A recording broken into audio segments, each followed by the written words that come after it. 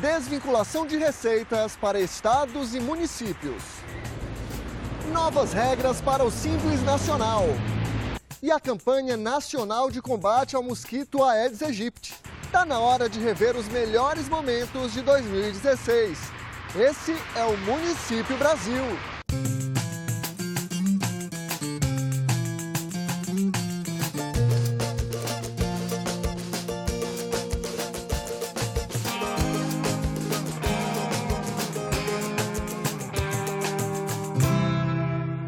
Super simples, mais facilidade para quem é micro e pequeno empresário.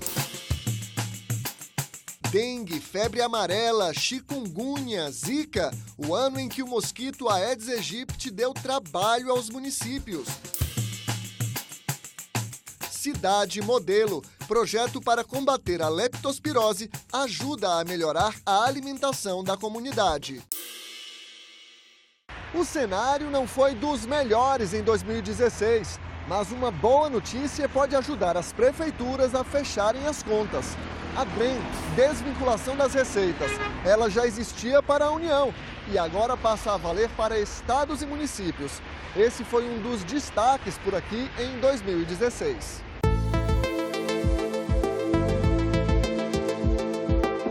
O bolo de cacau com amêndoas é o carro-chefe desta confeitaria. Mas tem também os pães de abobrinha, de beijo e até o francês.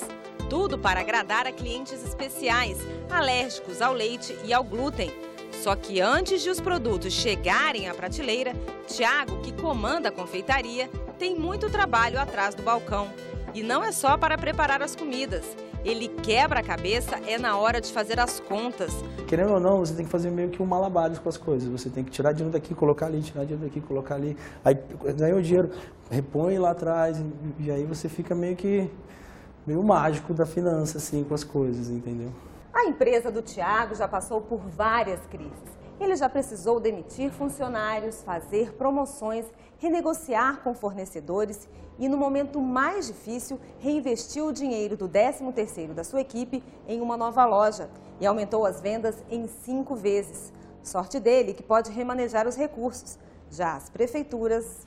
Cada cidade precisa investir obrigatoriamente 25% do orçamento em educação e 15% em saúde. Tem ainda a folha de pagamento, que em média consome 50% dos recursos municipais. Basicamente, hoje os municípios gastam tudo que arrecadam, o que recebem, tanto de arrecadação própria, que é pequena, quanto que de transferência. Com a União e os estados não é diferente. Praticamente toda receita tem destino certo. 91% do dinheiro do governo federal, por exemplo, vai para despesas obrigatórias. A cada R$100, só R$ 8,30 podem ser gastos livremente. Sobre uma parcela de recursos muito pequena que o governo tem liberdade de escolher onde ele vai aplicar o recurso. Uma das alternativas para aliviar a crise é permitir que o gestor use parte do dinheiro que tem destino certo em outras ações. É a chamada desvinculação de receitas. A DRU, no caso da União, e a DREM, no caso de estados e municípios. Com isso, os gastos dos governos seriam mais flexíveis, como os do Tiago. Se todo o dinheiro que entra tivesse já o caminho certo para ele ir, eu provavelmente estaria com as portas fechadas. Porque eu preciso, às vezes atrasar uma conta aqui para pagar uma outra coisa, até mesmo para reinvestir. No Congresso, há várias propostas que flexibilizam a aplicação do dinheiro. E aí está o medo de muitas pessoas, porque nesse bolo há projetos que mexem nos recursos destinados à saúde e à educação. Com a proposta de retorno da DRU, a União só aplica apenas 18%, ela fica desobrigada a não ter que aplicar esses 18% em educação. A desvinculação seria uma ameaça à execução do Plano Nacional de Educação. Está faltando posto de saúde, com hospitais deficitários. Então, num momento como esse, a gente está retirando o recurso da saúde e da educação. Por isso, nós vamos encaminhar contra. Essas áreas não serão prejudicadas pela DRU. No caso dos estados e municípios, a DREM, também não exercerá nenhum impacto para as áreas da saúde e educação. O PSB já havia se manifestado de forma favorável tanto à desvinculação das receitas da União, a DRU, como também às desvinculações das receitas dos estados e municípios, a DREM. para criar uma ferramenta de gestão mais ágil, mais eficaz para estados e municípios. Uma das propostas permite que a União use livremente 30% de contribuições e taxas de fiscalização. A mesma porcentagem se aplica a estados e municípios, no caso de taxas e multas administrativas, além de impostos. A matéria, tal como foi apreciada na Comissão de Constituição e Justiça da Câmara, nos atende parcialmente. Se 30% da taxa de iluminação puder ser utilizado para resolver problema de folha de pagamento, nos ajuda bastante. O município ele tem uma base arrecadatória própria muito pequena. O orçamento dele, por ser muito ajustado, ele acaba não sendo muito interessante essa desvinculação de 30%.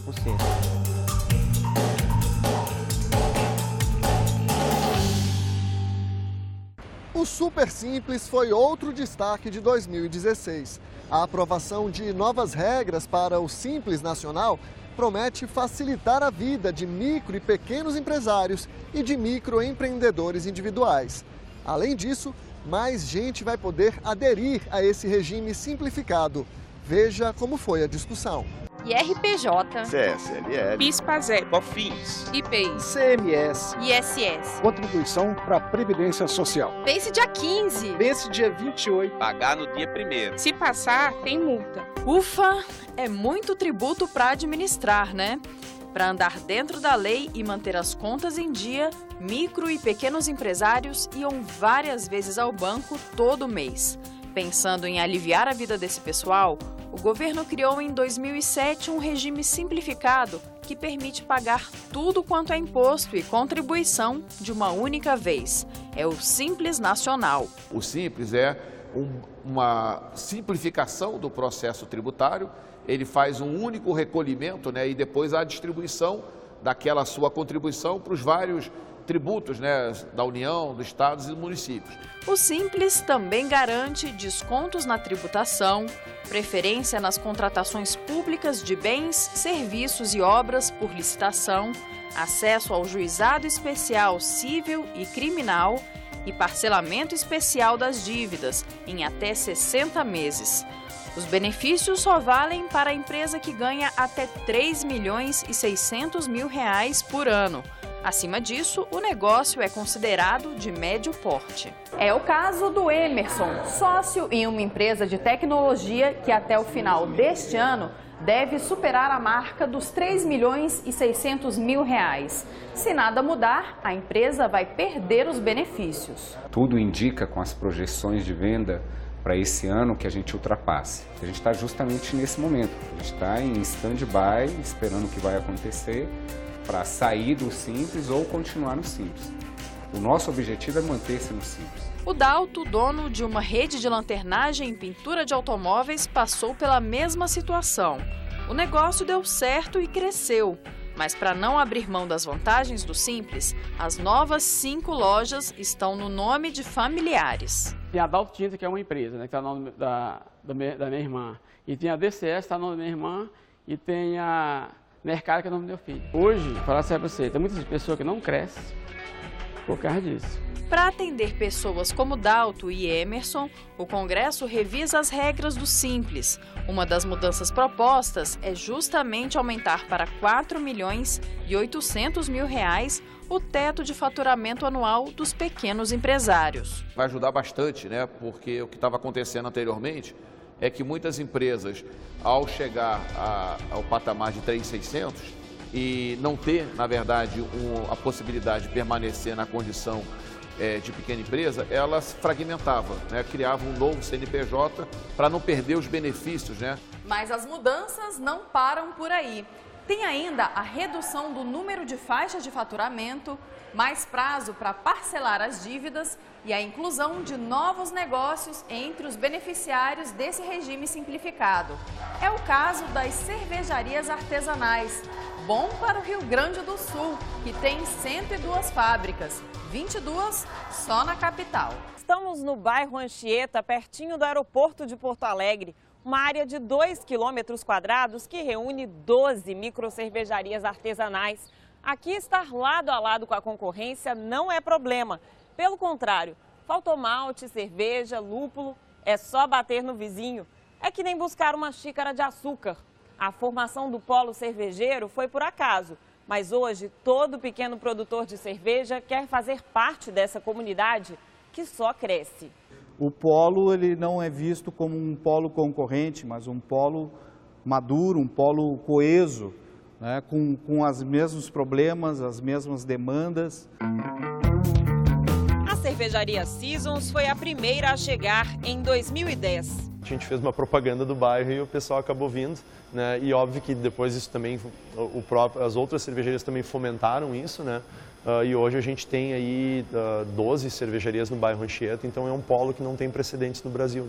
Graças ao polo cervejeiro, os empresários compram matéria-prima juntos, negociam com os fornecedores, conseguem descontos e ainda tem o potencial de atrair turistas. A gente frequenta aqui, às vezes, para vir encher uma garrafa, vem comprar uma cerveja diferente. Eu vejo como um grande mercado a ser explorado, sim.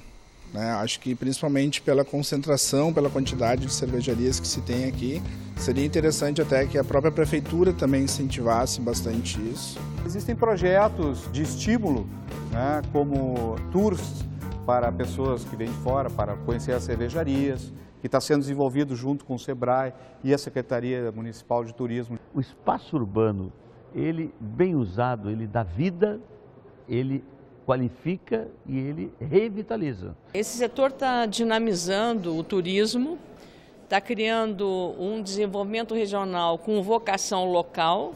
Na cervejaria Irmãos Ferraro, o dono conduz a visita e explica o processo de produção.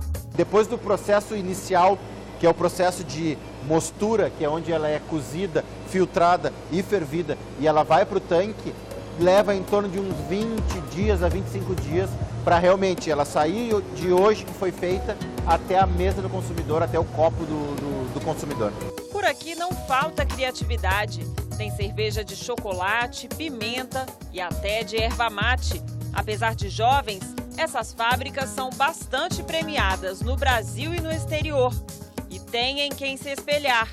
A primeira cervejaria artesanal brasileira é gaúcha, a Dado Beer, criada em 1995. Essa história começou realmente de uma brincadeira em razão de ter o sobrenome cerveja, beer em alemão. A primeira cerveja que eu fiz foi uma lager, foi uma pilsen. A segunda cerveja foi uma cerveja de trigo, não filtrada, né? E quando o consumidor olhou aquela cerveja turva, densa, com fermento ainda em suspensão, isso em 1995, ele olhou e disse, o que é isso? E era um negócio muito diferente, muito estranho. Nós fomos beneficiados pelo pioneirismo e também fomos onerados pelo pioneirismo.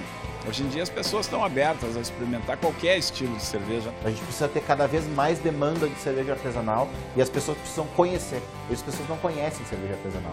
Uma demanda das cervejarias artesanais, adivinha qual é? Parecida com a dos brasileiros, pagar menos impostos. Uma garrafinha dessa aqui custa cerca de R$20. 60% do preço, R$12, é para pagar impostos.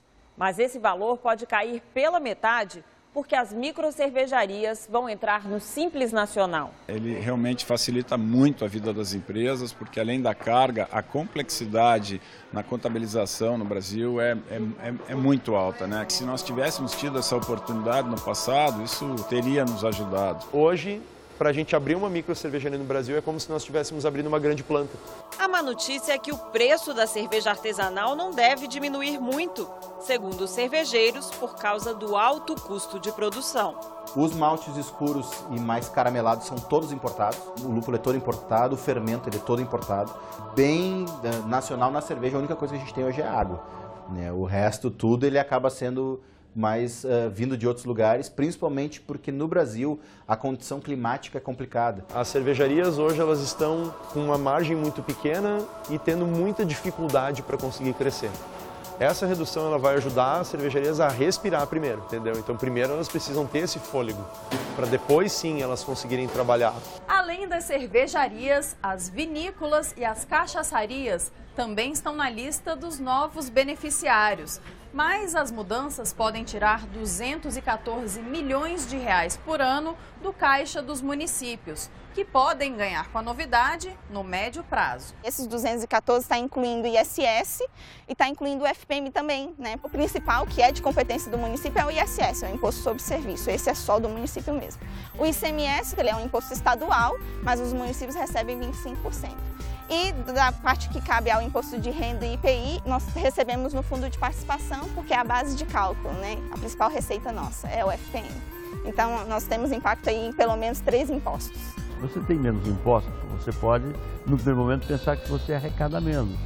Mas como tu aquece a economia, você dá o emprego é a criança na escola, quer dizer, tu tem toda uma rede, né?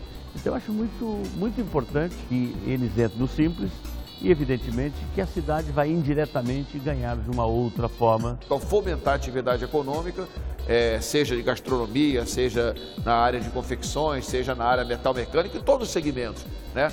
Ela acaba contribuindo para a economia daquele município, a economia daquela região. O recurso que é gerado com aquele empreendimento, ele circula dentro do município, né? Então isso acaba que traz um retorno econômico, sim. O que o mais importante para a nossa economia é que ela cresça, se desenvolve, tenha mais empregados, né? Que ela fique robusta. E isso estava sendo impedido por 20 faixas. Cada vez que o pequeno empresário crescia, ele mudava de alíquota. Pronto, cada vez que ele mudava de alíquota, era um monte de imposto a mais. E que deixava o pequeno com muito medo de crescer. Com a rampa, não. São 6 alíquotas, nas quais ele muda de pagamento. Então, ele tem um planejamento. Nos últimos 10 anos, para cada 100 empregos formais com carteira assinada, 93 deles são das empresas que estão no Simples Nacional. Ou seja, as micro e pequenas empresas hoje são aquelas que efetivamente geram emprego. Essa atualização que nós estamos fazendo tem como objetivo permitir que essas empresas continuem gerando emprego, pagando a massa salarial e possa participar um pouco mais do Produto Interno Bruto.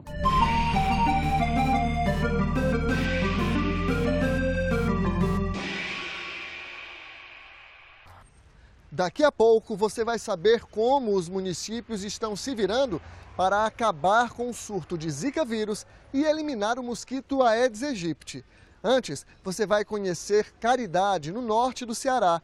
Antigo distrito de Canindé, a cidade é dedicada a Santo Antônio de Pádua. As fotos foram enviadas por Maninho Cunha.